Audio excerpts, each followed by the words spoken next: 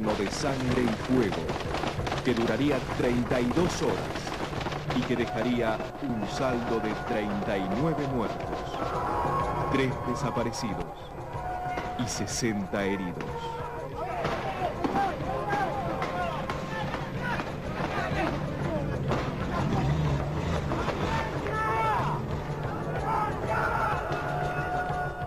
La Tablada, la última locura guerrillera del siglo. A las 5:30 del 23 de enero de 1989, Raúl Soria se disponía a cargar su camión con cajones de gaseosas que debía repartir esa mañana. De pronto quedó petrificado al ver que varios autos lo interceptaban. Varios hombres lo encañonaron y sin darle ninguna explicación, se llevaron el camión. Minutos después, el camión arrancó violentamente con sus nuevos ocupantes. Atrás lo seguían 7 autos. Su destino, el Regimiento de Infantería número 3 de la Tablada. Dentro de esos autos, tratando de dominar sus nervios, viajaban un grupo de hombres y mujeres, integrantes de una pequeña agrupación de izquierda llamada Movimiento Todos por la Patria. Entre ellos iban algunos ex guerrilleros del Ejército Revolucionario del Pueblo, pero también había un albañil, varios estudiantes, un zapatero, una asistente social, una contadora, un periodista y un obrero metalúrgico. La mayoría vestía ropa común, menos algunos que iban de uniforme militar y con la cara pintada. Todos iban fuertemente armados. Eran las 6 de la mañana cuando el conscripto que estaba de guardia vio azorado cómo el camión de gaseosas atropelló violentamente el portón de la entrada número 1 del regimiento. Detrás del camión entraron los 7 autos. Comenzaba el infierno. Comenzaba la locura. Mi esposo estaba haciendo la guardia, ya terminaba casi porque la entregaba a las 7:30 y a las 6:30 de la mañana lo llaman, una vecina de ahí de Tablada, con acento italiano, y atiende él directamente el teléfono. Y le dice que había lo que estaba sucediendo, que por favor fueran. Así fue que tomó el coche, el patrullero fue, y cuando llegó creyendo que pues, podía ser problemas internos, entró con los brazos abiertos y los llamó a la reflexión. Pero salió una mujer y a 20 metros le dio el itacazo. A pocos metros del portón destruido, los invasores abandonaron sus transportes y se desplegaron por los jardines que rodean y comunican a las barracas del regimiento. La sorpresa fue favorable a sus propósitos y coparon la unidad. En ese momento ya se podían observar los cadáveres de 2 guerrilleros cercanos a la alambrada y los cuerpos sin vida del subjefe de la unidad y el de un mayor. Sobre el césped llovían panfletos firmados por el nuevo ejército argentino. Eran los mismos que se habían tirado en otros puntos de Buenos Aires. Los panfletos terminaban diciendo: ¡Viva el coronel Seineldín! ¡Viva el teniente coronel Rico! ¡Viva la patria! Entre la balacera que había, traté de ingresar hasta un patrullero que estaba casi en el medio del regimiento, pasando la guardia de prevención, y ahí veo tirado al comisario mayor García, herido de gravedad. Para todo esto serían las 7 de la mañana aproximadamente. Entonces todavía era muy confusa la situación, porque cuando yo ingreso al regimiento agarro un papel del suelo y leo que grupos de Seineldín, mencionándolo, habían tomado el regimiento. Luego de combatir hasta las 4 de la tarde, me tiran un explosivo, me hacen volar, consecuencia de ello pierdo las 2 piernas, pierdo un testículo y me quedo sordo totalmente de un oído, con pérdidas casi totales del otro. En los primeros momentos, la confusión sobre la ideología y los objetivos de los atacantes era total. El vocero del presidente Alfonsín, José Ignacio López, declaraba que el ataque estaba íntimamente ligado al coronel Seineldin, quien un mes y medio atrás había encabezado una rebelión carapintada. Seineldin, consultado por algunos oficiales sobre la supuesta participación de sus seguidores en el copamiento, respondió extrañado: "No sé de lo que están hablando". A las 11:30, todo el frente del regimiento que da a la avenida Crovara fue escenario de un raro combate entre 300 policías de la provincia y los guerrilleros, que se habían ubicado en lugares imprecisos, lo cual generaba tiroteos aislados, más impulsados por algún grito que por un plan de combate. Los policías se apostaban en casas, terrazas o junto a negocios de la avenida, tirando cuando alguien daba alguna alarma o sencillamente cuando cierto impulso así lo mandaba.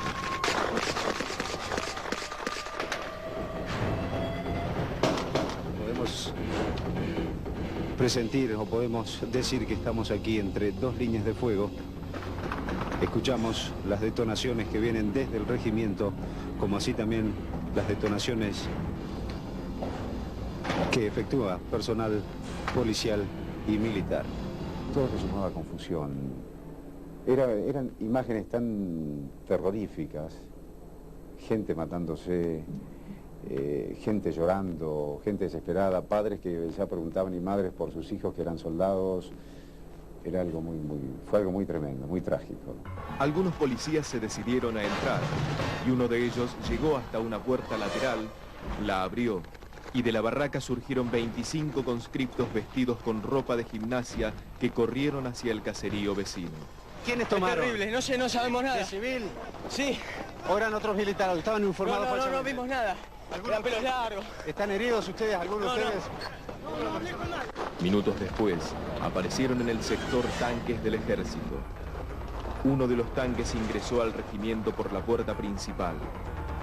La mole de metal avanzó a toda velocidad, atravesó el portón y encontró en su camino a un auto que habían abandonado los guerrilleros. El tanque lo pasó por encima. Inmediatamente, otro de los tanques comenzó a cañonear a la guardia donde los atacantes se habían hecho fuertes nuevamente. Mientras tanto, las ambulancias comenzaron a retirar a los heridos que podían rescatar entre las balas. La guardia del hospital de La Matanza recibió a los primeros heridos. Tomasa Cerdá llegó con una herida de bala en un glúteo. Tomasa estaba colgando la ropa recién lavada en su casilla de Ciudad Evita, próxima al regimiento. También llegó el cuerpo sin vida del conscripto Roberto Tadías. Su hermano había muerto en 1982, cuando cumplía el servicio militar en la Guerra de las Malvinas. El pasto reseco por el sol del verano comenzó a incendiarse y se pudo observar a los cadáveres de algunos guerrilleros que tendidos en el suelo se iban calcinando lentamente. A esa altura de los acontecimientos ya se había identificado a uno de los primeros atacantes muertos. Era José Luis Caldú, un ex integrante del Ejército Revolucionario del Pueblo. Ya no había dudas de que el ataque había sido organizado por un grupo de ultraizquierda. Los atacantes pertenecían al hasta ese momento inofensivo movimiento Todos por la Patria. Pero ¿por qué estos hombres y mujeres con los más diversos orígenes y ocupaciones habían decidido copar un regimiento militar? ¿Qué los llevó a cometer semejante locura? Unos meses antes, el movimiento Todos por la Patria se había dividido. La incorporación del ex jefe del ERP, Enrique Gorriarán Merlo, que en los 70 se destacó por realizar violentas acciones armadas, había causado una puja interna y la facción encabezada por Gorriarán Merlo había ganado. Pero, ¿quién era este personaje calvo y avejentado que desentonaba visiblemente con la juventud de la mayoría de los militantes del MTP? No puede ser guerrillero a los 60 años. Entonces Gorriarán, la última oportunidad que tenía de tirar tiros era ahí, porque ya después era un hombre muy viejo que veía mal, ve mal Gorriarán. Bueno, lo que quise hacer, no yo, sino todos los compañeros que participamos ahí, fue frenar las presiones militares a las cuales el gobierno estaba cediendo permanentemente. Según declaraciones de miembros del movimiento Todos por la Patria, ellos habían recibido la información confidencial de que los carapintadas iban a realizar un cruento golpe de Estado. Su intención era ganarles de mano, haciéndole creer a la gente que el Regimiento 3 se había sublevado y que el movimiento Todos por la Patria había evitado este levantamiento, generando así una pueblada encabezada por los miembros victoriosos del MTP. Para ello, se apoyaron con los panfletos que respaldaban a Zaineldin y por algunos guerrilleros que iban vestidos como carapintadas. La resolución final del ataque se tomó en la noche del sábado 21 de enero en una quinta de Moreno. Los atacantes fueron en sus propios autos y con sus documentos. Después de la batalla, en la mochila de un guerrillero muerto se encontraron cassettes, libros y un esquema del operativo con los apodos y nombres de pila de los participantes y sus funciones. Algunos guerrilleros que estuvieron allí, en sus mochilas le encontraron sándwich. Entonces uno se pone a pensar, pero si van a tomar un cuartel, ¿es posible que una persona o un guerrillero preparado concienzudamente se lleve sándwich en su mochila como si se fuera un picnic? ¿Tenían los atacantes conciencia de lo que iba a pasar? En general, las armas eran bastante viejas. Daban la impresión de haber estado enterradas. La madera de las culatas estaba llena de tierra y herrumbre. Algunas habían sido reparadas con piezas caseras. Pero también llevaban motorolas, 2 ametralladoras Uzi, 2 lanzagranadas y 2 RP2 antitanque.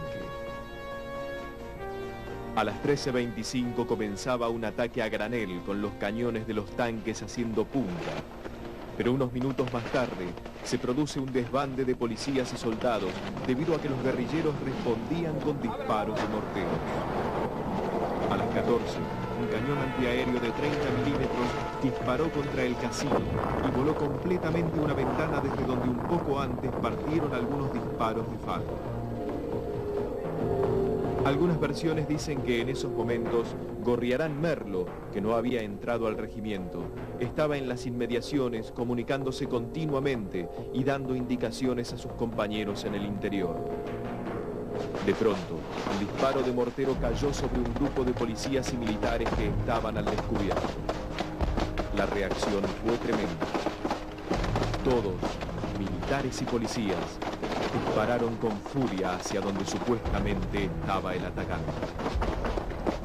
A las 14:30 se produjo el primer cañonazo hacia la guardia.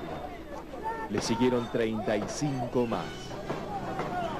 La guardia comenzó a incendiarse y más tarde se derrumbó el techo.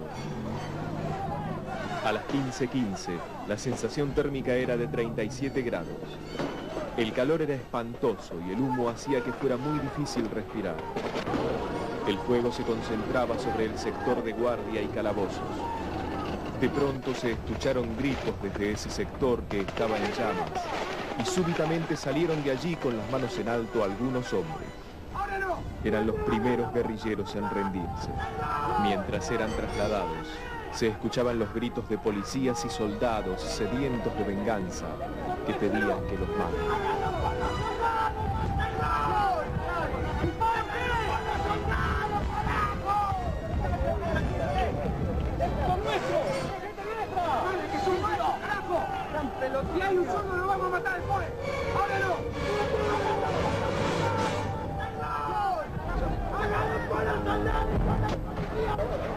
Al caer la tarde continuaban los tableteos de las ametralladoras, los disparos de morteros, los cañonazos, y así continuarían durante casi toda la noche.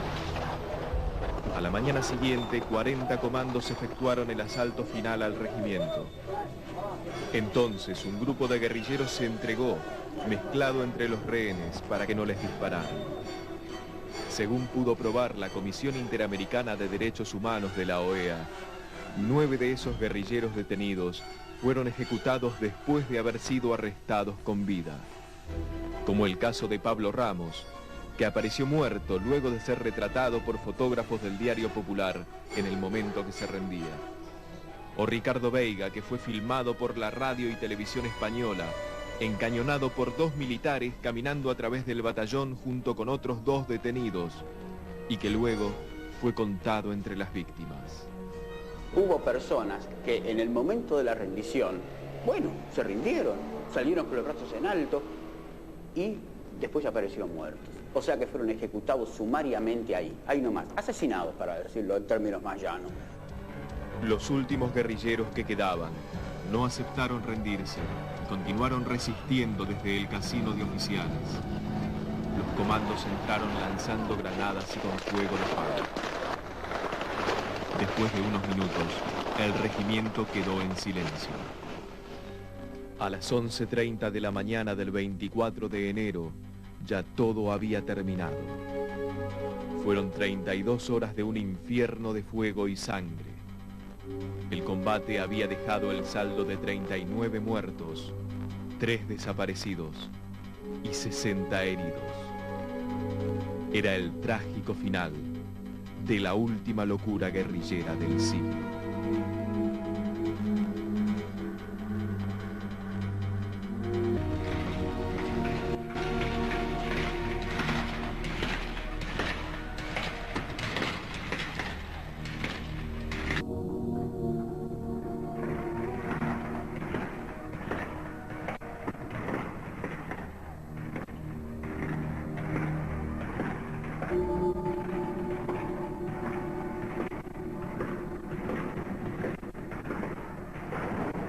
Durante 1975, la provincia de Tucumán se convirtió en un enorme campo de batalla. Se enviaron miles de soldados, helicópteros, aviones, tanques y toneladas de armamentos. 2 ejércitos se enfrentaban por primera vez dentro del territorio argentino. Por un lado, el Ejército Revolucionario del Pueblo, liderado por su comandante Roberto Saltucho, que tomaba las armas para lograr sus ideales socialistas. En el bando opuesto se encontraba el general Agdeni Vilas, que comandaba la 5ª Brigada de Infantería. Los guerrilleros soñaban con crear un nuevo Vietnam desde el monte Tucumán. Para los militares argentinos, era la oportunidad de demostrar en el campo de batalla y cambiar su deteriorada imagen ante la población.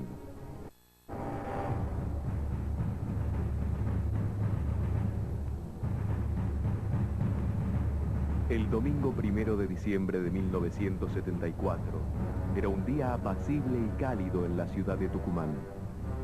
El capitán Humberto Viola acababa de estacionar su AMI 8 frente a la casa de sus padres. Como todos los domingos, iba con su familia a comer los tradicionales ravioles. Lo acompañaban su mujer, que estaba embarazada de 4 meses, y sus hijas de 3 y 5 años. De pronto, 3 autos rodearon a la familia y la tranquila tarde llenó de disparos, gritos, sangre, horror. En la parte trasera quedó muerta María Cristina, de solo 3 años. La hija mayor del capitán Viola fue gravemente herida y estuvo muchos días en estado de coma. El cuerpo del capitán Viola quedó tendido en la vereda, acribillado por las balas, y su esposa se salvó milagrosamente. El asesinato del capitán Viola y de su hija de 3 años por el Ejército Revolucionario del Pueblo fue el más salvaje de los atentados que se habían registrado hasta el momento. Para los militares argentinos, fue la gota que colmó el vaso. El hecho que desencadenó la guerra contra la subversión en Tucumán. Fue un episodio terriblemente desagradable, trágico diría yo, inesperado. Hubo un comando del RP, atacó al capitán Viola y estando su hija ahí, y atacó de todos modos, ¿no? Bueno, el resultado fue la muerte de la niña. Cuando ocurrió eso, nosotros pensamos que fue una barbaridad. El operativo Independencia comenzó el 9 de febrero de 1975. 4 días antes, Isabel Perón firmaba el decreto secreto número 261, por el que se autorizaba al Estado Mayor del Ejército a aniquilar el accionar de los elementos subversivos que actuaban en la provincia de Tucumán.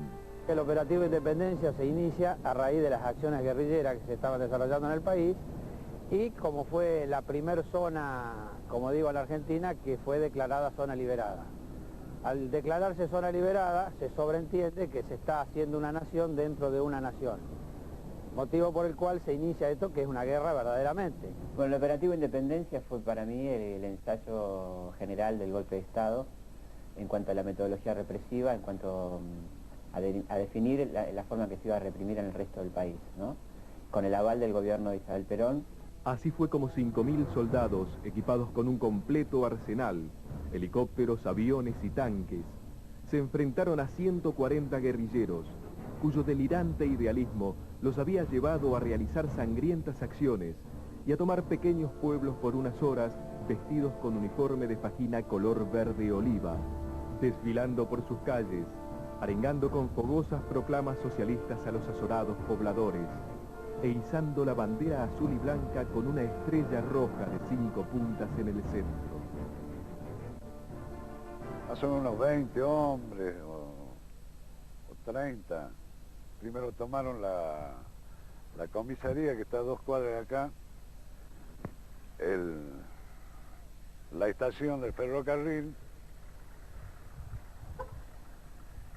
izaron una bandera en un mástil precario que había por esta zona, montaron 2 ametralladoras antiaéreas en la esquina,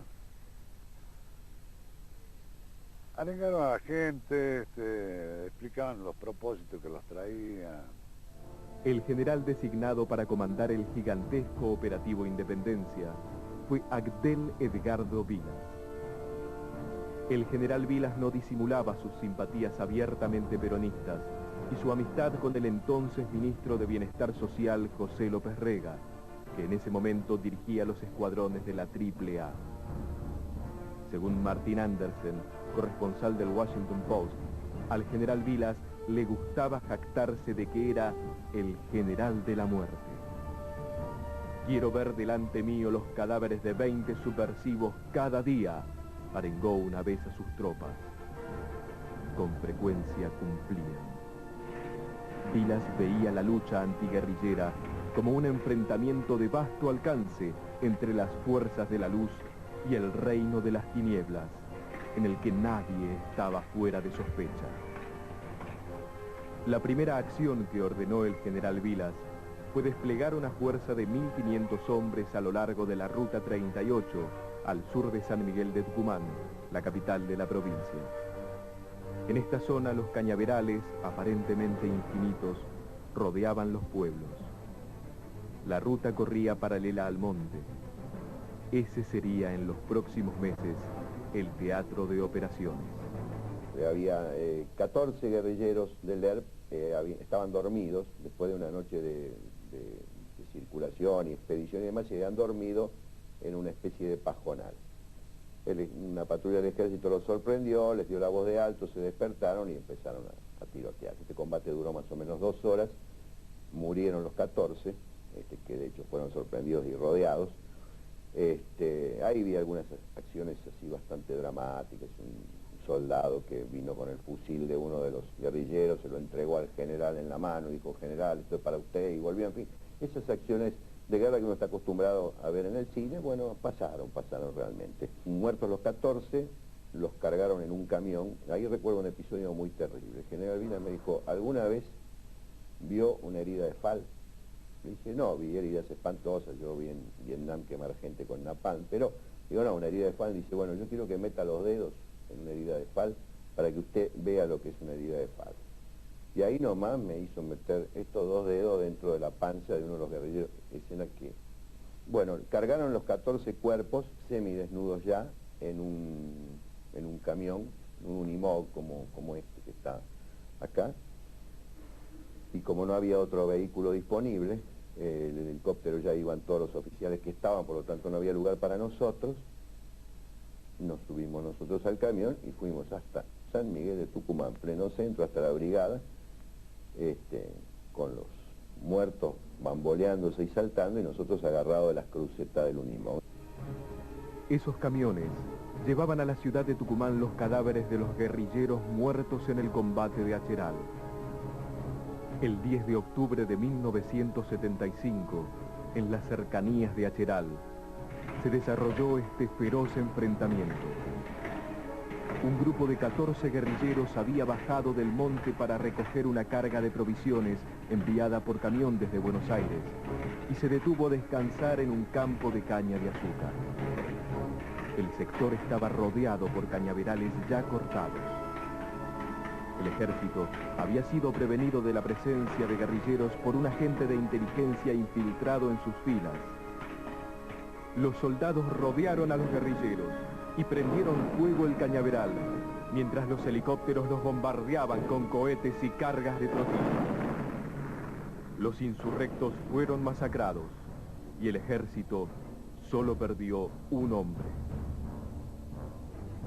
El hecho de que el Ejército Revolucionario del Pueblo eligiera a Tucumán como lugar de su más audaz y fatal desafío al Estado argentino refleja uno de los más acariciados mitos de la izquierda. Para muchos, el monte tucumano y la llanura donde se extienden las plantaciones de caña de azúcar evocaban la isla de Cuba, donde en 1959 la revolución, liderada por Fidel Castro, el Che Guevara y sus guerrilleros, había triunfado. Ellos eligieron el monte tucumano a semejanza de lo que pasó, de lo que hizo Fidel Castro en la Sierra Maestra. Pero las diferencias con Cuba son abismales. Al frente de las fuerzas del Ejército Revolucionario de los Trabajadores estaba el comandante Roberto Santucho, un protagonista prácticamente desconocido de la trágica y reciente historia argentina. Santucho era para sus seguidores una figura carismática, casi mística.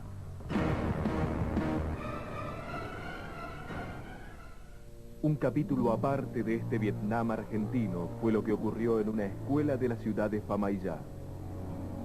En esta escuela se instaló el primer campo de concentración clandestino conducido por el ejército en nuestro país. Por este centro de detención pasaron 1.500 personas acusadas de mantener estrechas relaciones con el enemigo. Más de 20 años después de los hechos, los vecinos del lugar todavía viven aterrorizados por los recuerdos de esa época. Dicen que la escuela estaba rodeada en todo su perímetro por una lona que impedía ver lo que ocurría en su interior. Sin embargo, se encontraban al salir camiones con personas a... En su estremecedor relato, los habitantes de Famaillá cuentan que en aquellas interminables noches de 1975 se escuchaban desgarradores gritos de dolor que les impedían dormir.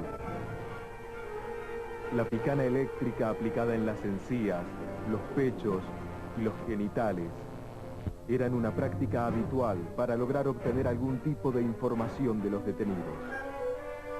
A estos también se los ataba a la parte posterior de un tractor y eran arrastrados por campos rocosos, y se los colgaba con alambres por los brazos hasta que la piel se les desprendía dejando los músculos de la víctima expuestos. Una característica de esta guerra fue el secuestro o detención ilegal del enemigo como aspecto central de un sistema represivo que funcionó al margen de los mecanismos y procedimientos legales y constitucionales. Juan de Onís, corresponsal del New York Times, escribió en 1975: es una guerra en la que aparentemente no hay prisioneros y en la que los militares no hacen gran distinción entre guerrilleros armados y colaboradores. Yo no puedo justificar lo que legalmente corresponde a una guerra. Si yo entiendo que esto es una guerra, habría que regirla por la Convención de Ginebra y habría que regirla por todo lo escrito sobre las guerras. Pero sobre la guerra no está nada escrito, y en la guerra todo vale igual que en la política. Si hoy por hoy en la política todo vale, imagínense que en la guerra todo vale. En una guerra no hay exceso, por empezar. Si yo digo que esto es una guerra, para mí no hubo exceso. Uno de los hechos más curiosos y misteriosos de esta guerra fue la muerte del hijo del capitán Alzogaray, hermano de Álvaro Alzogaray. Este joven, a pesar de pertenecer a una tradicional y conservadora familia de militares, se encontraba en ese momento en Tucumán integrando una columna de montoneros. Lo captura gente de un grupo especial, de un grupo de torturadores que tenía la policía de la provincia de Tucumán al mando del comisario Albornoz. El propio Bussi, según cuenta el comisario Campero, lo fue a ver a ese sector que en la policía se llamaba confidencial. Deciden fusilarlo así sentado en una silla. Mi entrevistado, el comisario Campero, recoge el dato de que le van a vendar los ojos, él se niega a ser vendado y pide ver los rostros de sus asesinos. Le disparan 2 hombres, entre ellos Albornoz. Quiere decir de que, bueno, hay toda una polémica sobre este tema. ¿Quién mató al Sogray? La familia de Sogray, por lo que sabemos, se resiste a creer que su hijo, el hermano de Julio Sogray, haya estado allí en ese momento. El 25 de mayo de 1975, una columna de unos 60 guerrilleros se preparó para lanzar un ataque por sorpresa al cuartel del ejército localizado en la ciudad de Famaillá, a 35 kilómetros al sur de la capital de la provincia. Con este ataque, Santucho esperaba capturar al general Vilas en su propia sede. La caravana de camiones y camionetas de los insurrectos avanzó por un camino de tierra abandonado. Mientras se aproximaban a la escuela de Manchalá, fueron divisados por un grupo de 16 soldados que estaban pintando la escuelita como parte del programa de acción cívica de los militares. Al descubrir la columna de camiones, los hombres del ejército se enfrentaron con el grupo de guerrilleros, que era mucho más numeroso. Los insurrectos tuvieron que abandonar sus vehículos y buscar refugio a lo largo del camino. En el medio de un feroz tiroteo, uno de los soldados escapó y corrió 15 kilómetros a Famaillá para buscar ayuda. El encarnizado combate duró varias horas. Como era característico en estas confrontaciones armadas, los informes sobre las bajas variaban ampliamente. El Ejército Revolucionario del Pueblo admitía haber sufrido 2 muertos, mientras que sostenía haber matado a 28 soldados. La Quinta Brigada de Infantería decía en cambio haber dado muerte a 17 guerrilleros y no haber perdido ningún hombre. En diciembre de 1975, el general Vilas fue transferido de Tucumán. Este singular general peronista había soñado con convertirse en el primer gobernador militar de la provincia, pero su benefactor López Rega había perdido poder y ya se estaba gestando el golpe militar de marzo de 1976. El general Bussi se preocupó mucho por ganarse la simpatía de los tucumanos. Se concentró en desarrollar un plan de acción social, construyendo escuelas, centros deportivos y 4 pueblos prolijamente edificados con sus respectivas iglesias, escuelas, comisarías y plazas. Los 4 pueblos tenían nombres de militares caídos en combate: Soldado Maldonado, Capitán Cáceres, Sargento Moya y Teniente Verdina. A pesar de mi dolor por la muerte de mi hijo, yo me siento orgullosa por la forma en que murió mi hijo. No les puedo perdonar a los subversivos, a los terroristas, que no me hayan permitido cerrarle los ojos a mi hijo. Eso es lo que nunca voy a perdonar. Esos son los verdaderos culpables, los instigadores, los cabecillas de todo esto. Los jóvenes han sido pobrecitos, tontos útiles, que han creído en el canto de la sirena.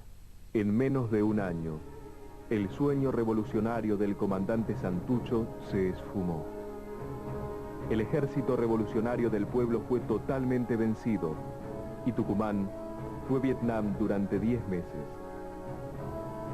En vísperas de la Navidad de 1975, el general Videla, jefe del Estado Mayor del Ejército, se trasladó a la sede de operaciones de Famaillá para pasar las fiestas junto a la tropa victoriosa.